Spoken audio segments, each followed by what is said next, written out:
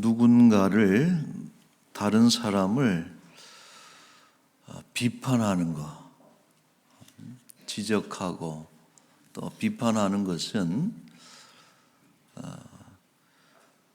묘한 그 맛이 있다. 성경에 이런 말씀이 있죠. 잠언 18장 8절에 보면은 남의 말 하기를 좋아하는 자의 말은 별식과 같아서 뱃속 깊은 데로 내려가느니라 그랬어요.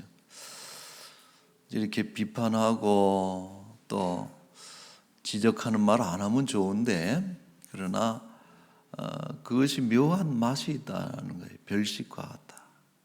그래서 하는 사람도 자꾸 하게 되고 또 듣는 사람도 또 같이 그 속에 들어가게 되는 것이죠. 왜 그럴까? 우리는 남을 비판하는 것에 왜 우리는 그토록 열심일까?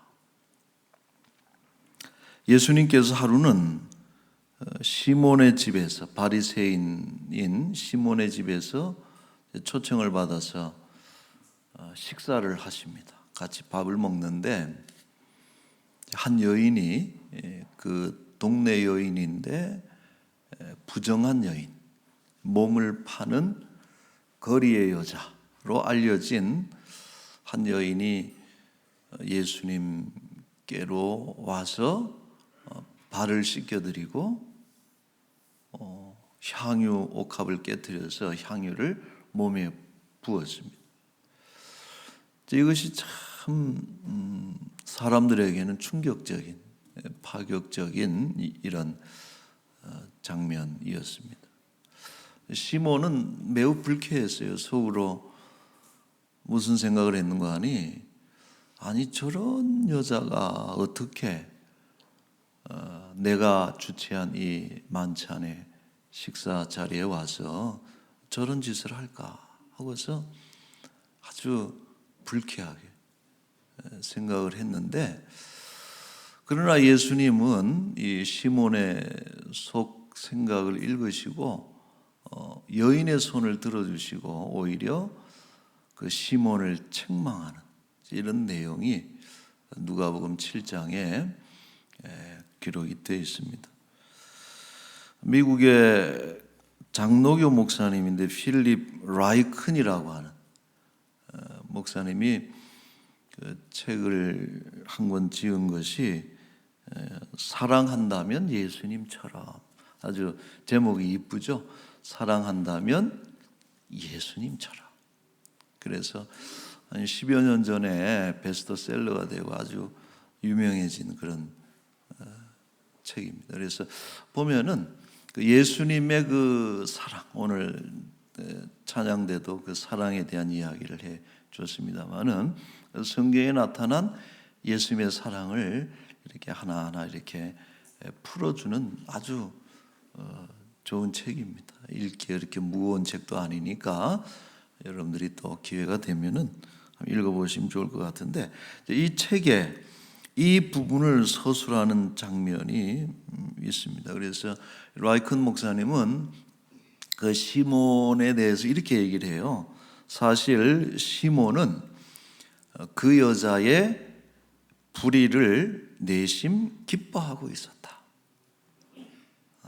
왜냐하면 그녀의 죄를 폭로함으로 저 여자가 몸을 파는 여자다, 부정하다, 그래서 의롭지 못하다 하는 그녀의 불의함을 폭로함으로써 자신의 의로움을 확증할 기회로 여겼기 때문에 그렇다. 그는 여인을 비난하면서 자신의 영적 자만심에 힘껏 한껏 불을 지폈다. 주변에 나보다 큰 죄인이 있는 한 나는 하나님 앞에서 괜찮은 사람이라고 생각하고 기뻐하는 그것이 우리의 모습이다. 왜 사람들이 비판을 하고 또 그 비판의 중독에서 빠져나오지 못하는 이유가 뭐냐면은 타인의 그 잘못과 죄를 지적하면서 자기의 의로움을 은연중 드러내는 이런 것에 어떤 그 묘한 맛이 있다라고 하는 것이죠. 자, 그러나 이처럼 누군가를 끌어내리면서 자신이 올라가는 방식은 사실 옳은 방식이 아니죠. 그리고 또 성공할 수도 없는 것입니다. 성경은 특별히 타인을 비판하는 것에 대해서 아주 그 소극적이고 부정적이고 조심스러워합니다. 물론 그 비판을 금지하지는 않아요. 왜냐하면은 그 비판에 순기능이 있거든요. 시시비비를 분명히 가려서 옳은 것은 인정하고 격려하고 또 잘못된 것은 지적하고 교정함으로써 어떤 비판의 순기능이 있기 때문에 성경이 아예 그것을 부정하지는 않지만, 그러나 칭찬과는 또 달리 누군가를 비판하는 것은 매우 조심스러워야 된다. 한 번, 두 번도 아니고 세 번씩 깊이 생각하고 바르게 비판하는 것이 옳다는 것인데, 자, 주의할 점을 두 가지를 한번 들어보겠습니다. 첫째로, 우리가 남을 비판할 때는 스스로 최종적인 재판장이 되지 않도록 조심해야 된다는 것이요. 죄와 허물은 지적을 할 수 있지만, 비판할 수 있지만은 중요한 것은 사람을 범죄자로 확정짓는 것은 피해야 된다. 그러니까 이 범죄와 사람이 죄를 지을 수는 있지만은 누군가를 죄인으로 낙인 찍고 규정하는 것은 안 된다. 그리고 어떤 사람은 실패할 수 있지만은 그 사람을 실패자로 아예 그 확정 짓는 것은 그것은 잘못된 것이다라고 하는 것이고, 그런 비판은 매우 위험하다. 그 신문의 칼럼이 제목이 재미있어요. 이렇게 어느 날 보는데 뭐냐면은 지적질 말고 피드백하라, 이제 이런 제목인데 아주 눈에 들어와서 한번 다 읽었어요. 근데 여기서 하는 얘기는 뭐냐면은 누군가를 지적하고 지적질이라 그랬어요. 누군가를 이렇게 지적하는 것은 목적이 뭐냐면은 상대방을 깎아내리는 것이고 상대방을 혼을 내기 위해서 하는 것이라면은 이 피드백이라고 하는 것은 그 사람의 성장을 위한 조언의 하나가 이 피드백이다. 그래서 똑같은 사건에 대해서 똑같은 말을 할지라도 지적질을 하지 말고 피드백을 해주는 것이 지혜롭다, 효과가 있다, 이렇게 하는 것이죠. 지적은 암만 해도 바뀌질 않답니다. 그러나 우리가 긍정적 올바른 피드백을 해주면은 효과가 있다는 것인데, 이런 피드백에 있어서 중요한 원리가 세 가지가 있다고 그랬어요. 하나가 뭐냐면, 그 중에 첫 번째가 뭐냐면은 그 상황을 다룰 때 문제가 되는 행동만을 말해라. 그러니까 그 사람이 고쳐야 될 거, 잘못된 거, 뭔가 문제가 있는 그 행위 자체 죄와 허물에 대해서 짚고 가는 것은 좋은데 그것을 행한 사람과 반드시 분리시켜야 된다라고 하는 것이죠. 자, 그리고 이제 또 한 가지가 뭐냐면 짧게 하라. 피드백은 짧아 된다. 길게 하면 그것도 이제 잔소리가 되고 또 혼을 내는 것이 된다는 것이죠. 세 번째는 미루지 말아라. 1년 전 사건을 끄집어내 가지고 다시 그것을 거론하는 것은 그 효과가 없다. 이렇게 이야기를 하고 있습니다. 참 공감하는 그런 부분들이 있는데, 특별히 그리스도인들이 유념해야 될 것이 있어요. 뭐냐 하면은 어떤 한 인간의 최종적인 모습이 어떠할지에 대해서는 어느 누구도 알 수 없다. 그 사람이 지금은 이런 모습이지만은 마지막 그의 모습이 하나님 앞에서 어떻게 세워질지는 그건 하나님 외에는 아무도 알 수가 없다. 그리고 사람의 내면 깊숙한 생각이라고 하는 것도 사실 그것은 누가 알 수 있는 게 아니라 심지어는 스스로도 알 수 없는, 나뿐만 아니라 타인도 그렇고 마찬가지로 그 사람의 어떤 마지막 모습과 그 내면의 깊숙한 부위는 하나님 외에는 절대 알 수가 없기 때문에 최종적인 그 판단자가 되는 그런 판단은 해서는 안 된다라는 것이죠. 자, 고린도전서 4장 4절에 말씀하기를 다만 나를 판단하실 이는 주시니라. 5절에 그러므로 때가 이르기 전 곧 주께서 오시기까지 아무것도 판단하지 말라. 그가 어둠에 감추인 것들을 드러내고 마음의 뜻을 나타내시리라. 우리가 여러분 성경에 보면 얼마나 많은 그 변화들이 있습니까?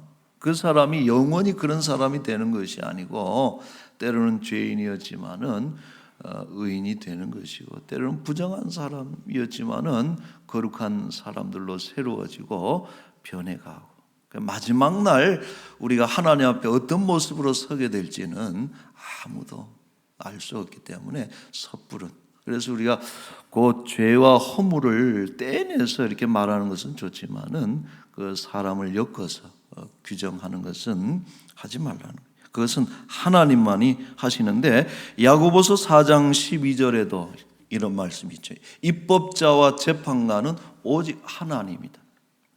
그 하나님의 법을 만드신 분도 하나님이시고 이 법을 가지고 최종 판단을 내려서 구원하시기도 하고 멸하기도 하시고 살리기도 하고 죽이기도 하시는 그 재판권은 오직 하나님 한 분에게만 있는 것이지 우리가 뭐 저 사람 죽일 사람이라 그러고 살릴 사람이라 그러고 우리가 할 수 없다. 너는 누구이기에 이웃을 판단하느냐. 그렇게 경계하고 있습니다. 자, 두 번째 내용 뭐냐면은 그런 거예요. 과연 자신도 그 동일한 잣대에 의해서 판단할 수 있느냐 하는 거예요. 우리가 열심히 어떤 내 논리와 기준을 가지고 어떤 사람을 대해서 평가하고 판단하는데 역으로 그 동일한 어떤 잣대에 의해서 자기를 판단할 수 있느냐라고 하는 거예요. 참 우리가 잊지 말아야 될 것은 내가 누군가에게 날린 비판의 칼날은 반드시 자신에게 돌아온다는 것을 잊지 말아야 된다는 것이. 요즘 최근 몇 년 동안에 부쩍 유명해지고 알려진 그 표현이 뭡니까? 내로남불이라고. 너무 유명하니까 야, 모르는 사람들은 이게 무슨 한자 고사성어인가 사자성어인가 싶기도 하지만은 그 글자 네 글자 중에 딱 하나만 한자잖아요. 그래서 똑같은 행동인데 내가 하면 로맨스란 말이에요. 내가 하면 낭만적인 로맨스고 나이도 들고 돈도 있겠다. 멋있는 좀 연애해 볼 수 있지. 불륜인데도 이렇게 자기 자신은 로맨스가 되는 것이고 남이 하면은 그거는 아주 불륜, 못된 놈, 나쁜 놈, 죽일 놈 해가면서 비판을 하는 것이. 자, 여러분 이러한 내로남불이라고 하는 이런 단어가 이렇게 아주 활성화되고 막 이렇게 회자되고 있는 것은 뭘 말해주고 있습니까? 지금 이 시대가 바로 그런 현상들이 여기저기서 다 드러나고 있기 때문에 만연하고 있기 때문에 그렇다라고 하는 것이죠. 그래서 같은 행위인데도 두 가지 잣대, 자기를 향해서는 한없이 뭡니까? 관대함으로 평가를 하고 타인을 향해서는 그 가족이라 할지라도 타인을 향해서는 아주 엄밀한 그런 잣대를 가지고 이중 잣대를 가지고 평가. 이것이 위선적인 행동이죠. 자, 그리고 또 한 가지 유명한 표현이 있어요. 그건 뭐냐면은 나의 적은 나다. 나 자신이다.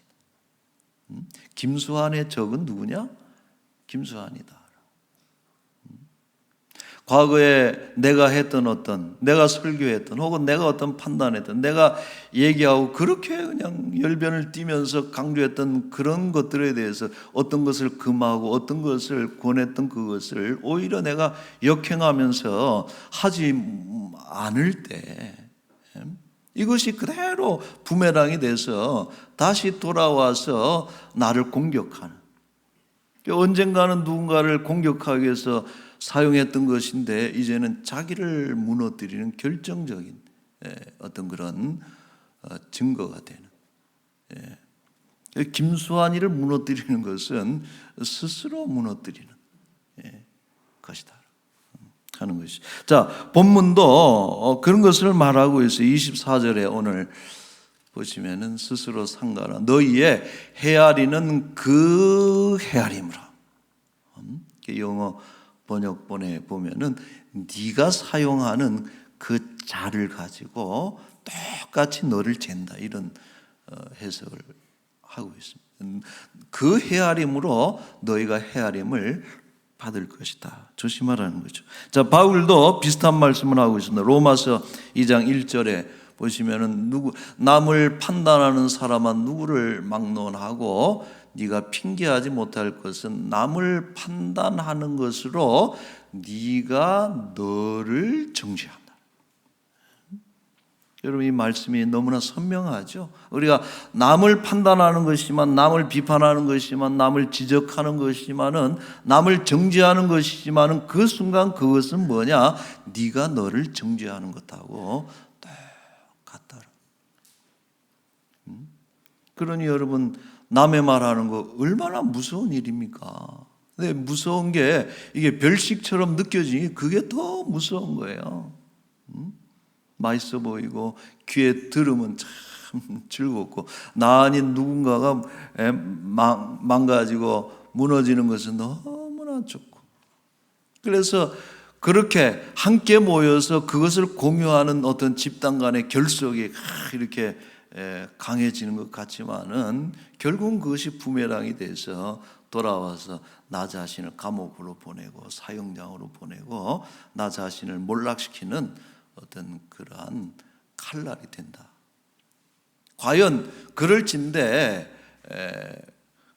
그 판단의 잣대를 나에게도 적용시킬 수 있겠느냐 하는 이런 것이죠. 우리가 조심해야 된다.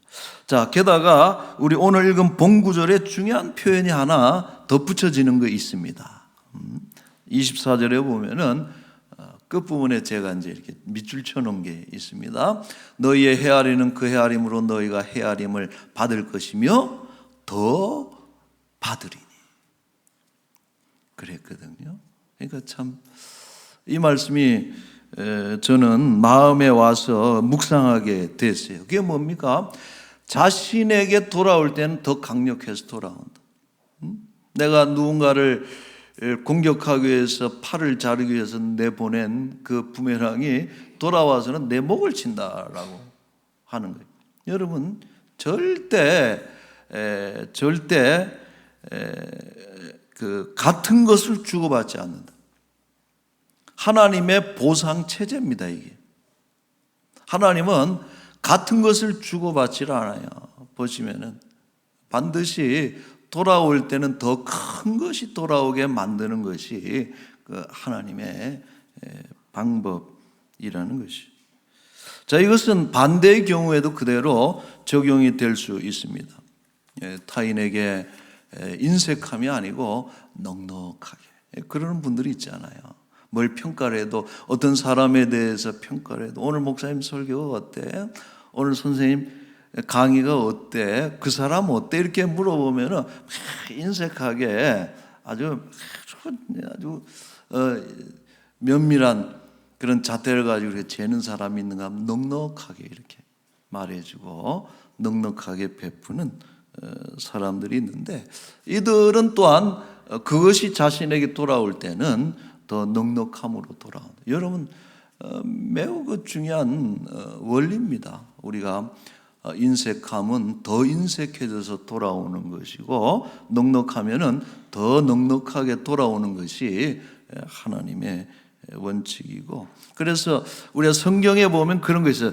더 받는다, 더해진다, 더 받는 방법이 있는데 25절도 이제 그런 관점이죠. 우리가 다음 시간에 25절도 한번 볼 것입니다만, 여기에 보면은 있는 자는 더 받는다, 받을 것. 있는 자는 더 받을 것이, 없는 자는 있는 것까지도 빼앗기리라.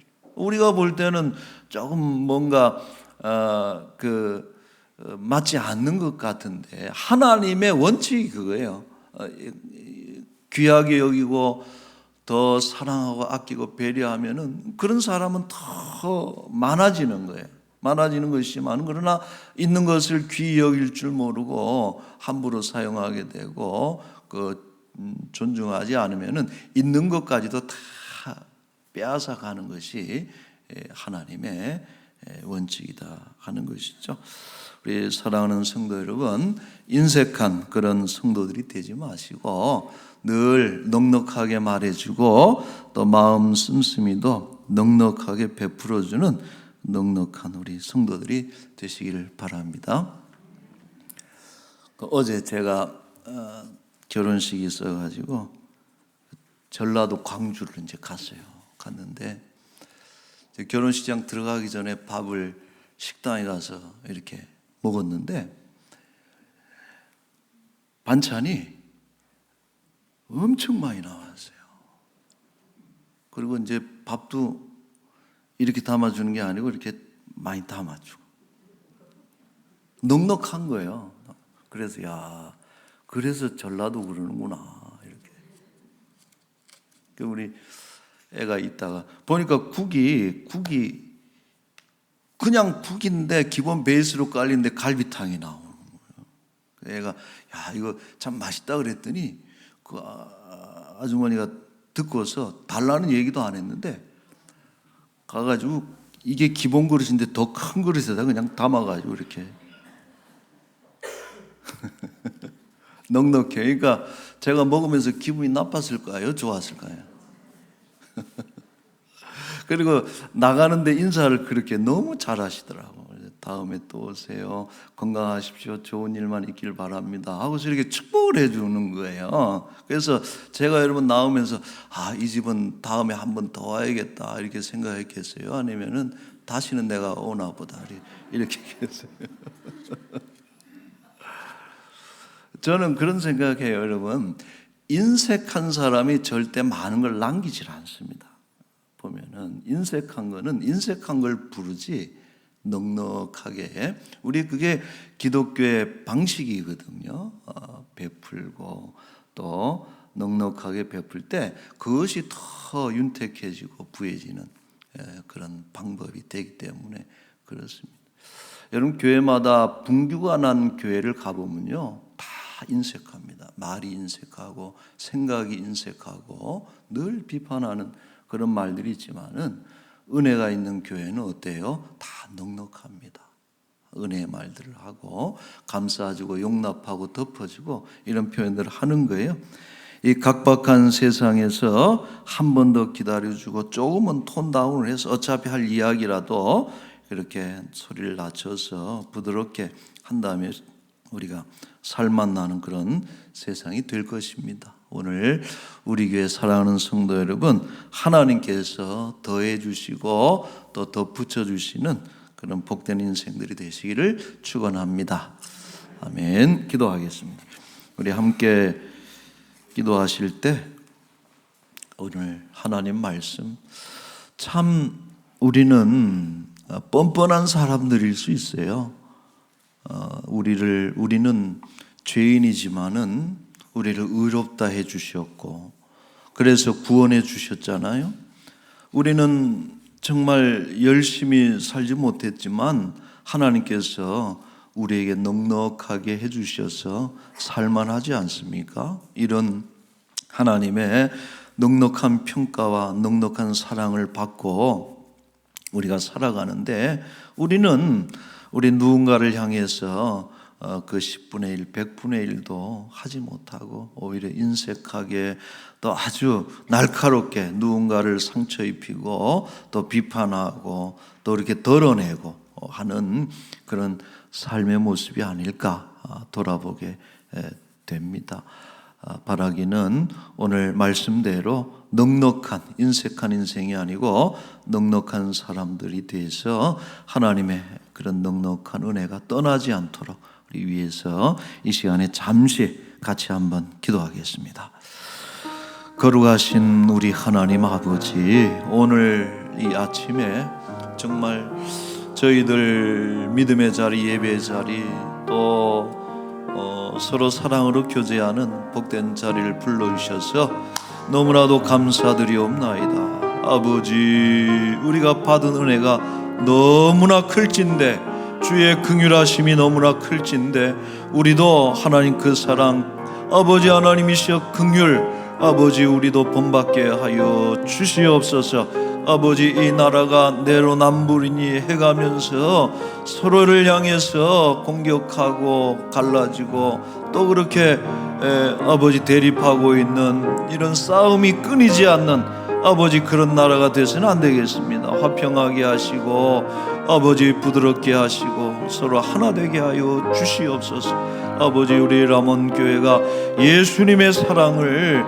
장착해서 세상의 소망이요 빛이 기를 원하고 아버지 세상의 피난처가 돼 각박한 이 세상에 너무나 지쳐있는 우리 세상 사람들이 이곳에 와서 참 쉼을 누리고 안식을 누리는 아버지 하나님 귀한 안식처요 피난처가 되도록 하나님 우리 교회를 하나님 복내려 주옵소서. 감사합니다. 주여 고맙습니다.